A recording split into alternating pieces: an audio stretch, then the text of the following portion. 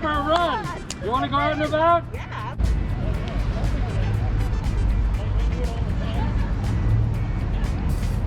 Hey there. It's Perfect.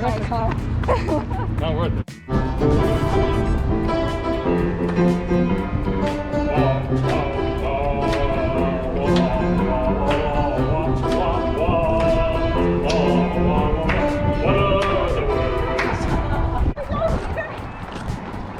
Oh, Judy, you know I like to be cheerful.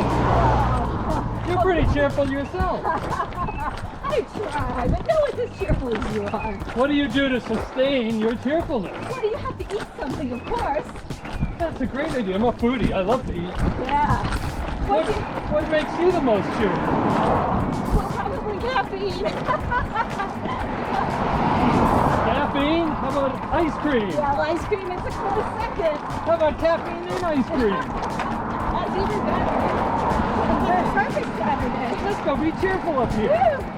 This is like a perfect spot. I think there's a lot of reasons to be cheerful here. How many? Maybe 21, 31. I'm not sure. I don't know. There's so many reasons to be cheerful.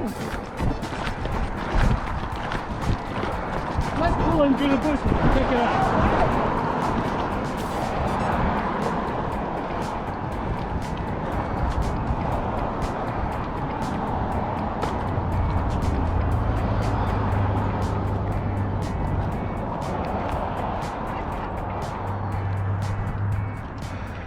That's all right.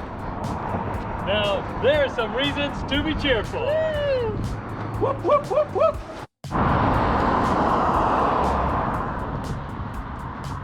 Would you like help breaking? Would you like help breaking? Judy's here.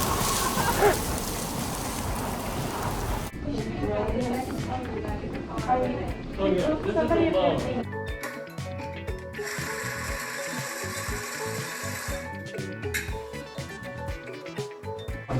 We love to come visit Sean. He makes the best coffee in town. So Judy, cheers! Cheers. Great Thanks, running! Peter. That was a blast today. Thanks for inviting me out. Hey, I've been wanting to ask you this for months and months, but you started the Running Buddies. You're like the cornerstone of the Running Buddies, which has been great. Looks really busy. Tell me about it. How did it start? Who's in it? How's it work? Well, we have about 70 members now, which is super cool. Started with Steve Solomon.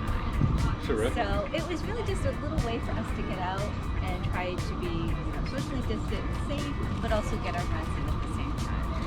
Nice, nice. And how many people will run together?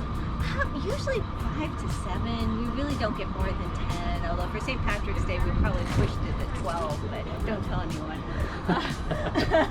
But usually it's 5 to 7. Sometimes it's just 1 or 2 people, and that's okay too.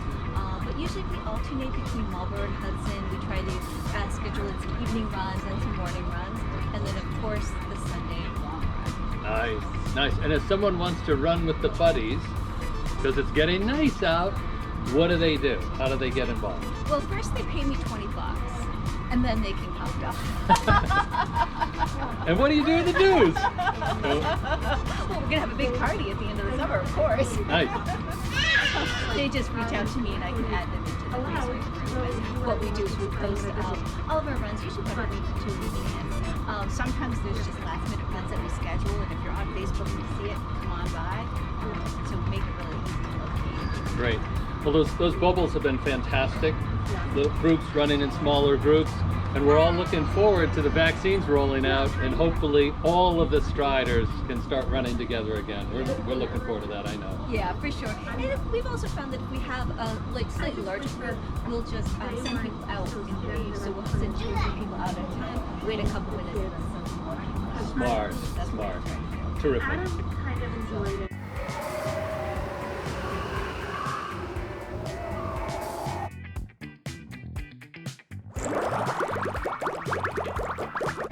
Hey, Judy, you got lots of races you've done in the past. It's a little tough with the pandemic. What are you training for now, though? Well, I think I'm going to do my next 100-miler. Hopefully not. Another 100-miler. How many can we possibly do? That's great. We'll see.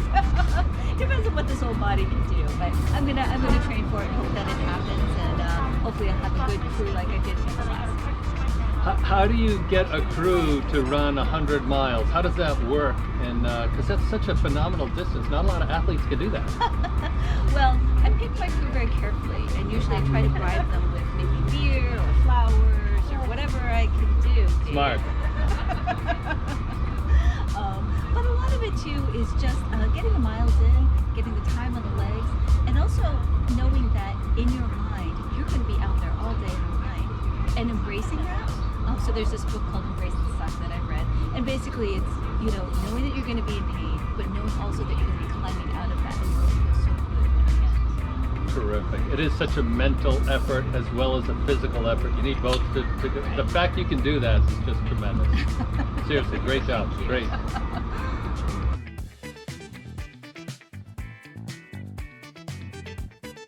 Hey Judy, so many striders love getting flowers from the Elegant Flower Shop. Absolutely love it. You do a stunning job, and you're the go-to florist for so many of us. Aww. Tell us about how you started your shop. How long have you been running it? What do you love about it? Well, how long do we have?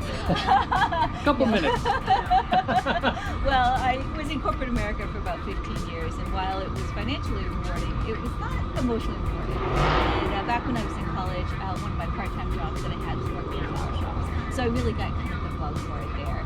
And so about 9 years ago, I started my own business, and it's been great. I provide flowers for weddings and corporate events, and of course striders and birthdays. So it's really a wonderful part-time business that I have. That is terrific. What do you love most about it compared to your old corporate job? The best part about it is handing a bouquet or some flowers to a customer and seeing the look on their face where they're just so surprised and they're so pleased. That's the most fun. Yeah, tough to see that in corporate America, I can imagine, so that makes good sense. How about, you got a terrific family, two really active boys. How do you juggle it all with your family? A lot of to-do lists. Lots of chores for the kids. Yep, as many as I can. No, I just, it is definitely tough. I'm usually very tired at the end of the day, but it's a great life. I would not trade it. Fantastic, great.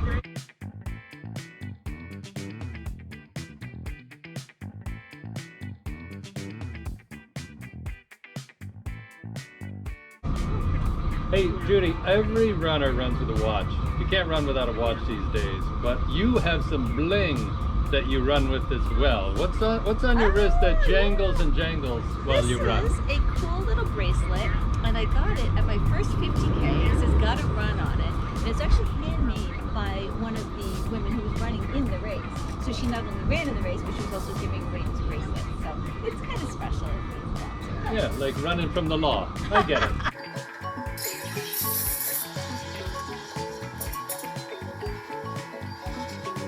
Hey, so Judy, you run 50, 100 miles at a time, right? Well, You've heard this before, right? Everybody talks about it. Tell me about your shoe. What is your go-to shoe, and tell us why you like it. sure.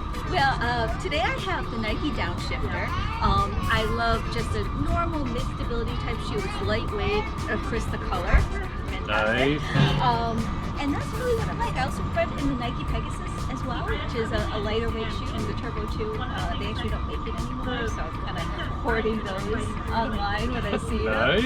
And, if Nike ever wanted to sponsor, middle-aged, back-of-the-pack runner, call me, Nike. I'm here.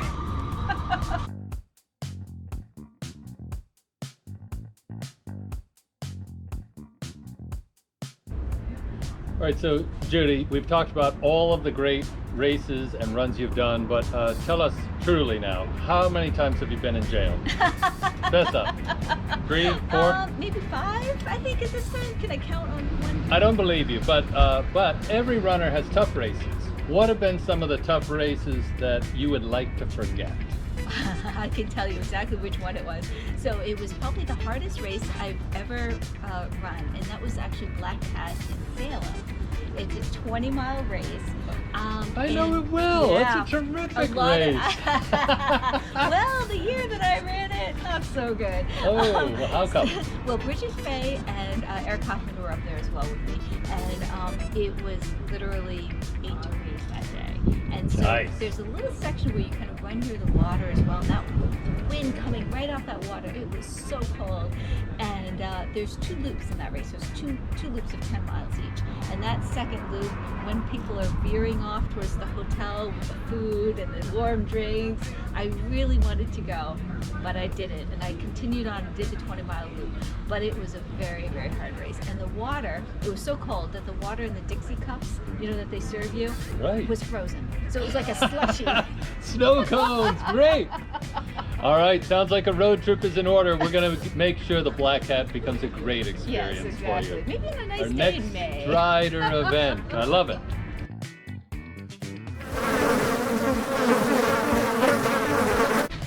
So Judy, anyone crazy enough, or brave enough I should say, to run 100 miles has to do a lot of planning. Training's part of it, but also nutrition, hydration, all of that's really important. Stretching. How do you get ready for such an arduous race? Probably a lot of Miller Lite and burritos, maybe some enchiladas, spicy salsa. Smart. No, seriously. Usually it's the typical bland type food, you know, pasta, bananas. I find for the 100-miler Coke, Coca-Cola, ginger ale. Oh, Those actually Coca-Cola. really- Right. I kept going really fast. I don't know how. Oh, of course, right, Coca-Cola. Yeah, but I actually found the soda really was helpful to just kind of calm the stomach, and it was cold. Really? And lots of sugar in there, so it really kind of keeps you going. So yeah, that's kind of it. Oh, I wouldn't have thought soda with all the bubbles or whatever in it. Yeah, it works out really well. That and some gummy bears. That kind of Gummy bears. keeps going too. Fan favorite. Terrific. Great.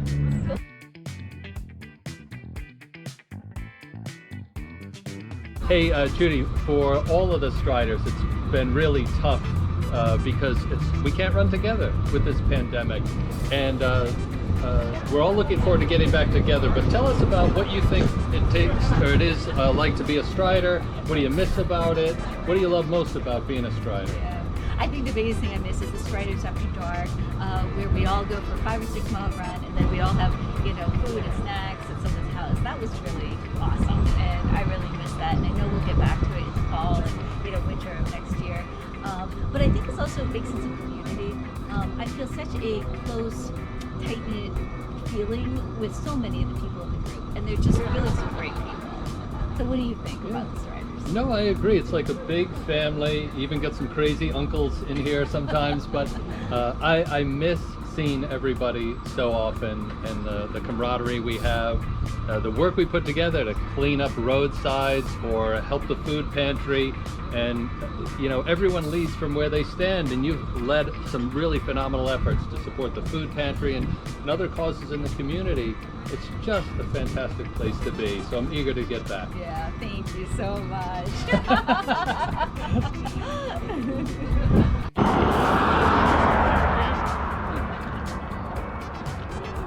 If we only got days to run.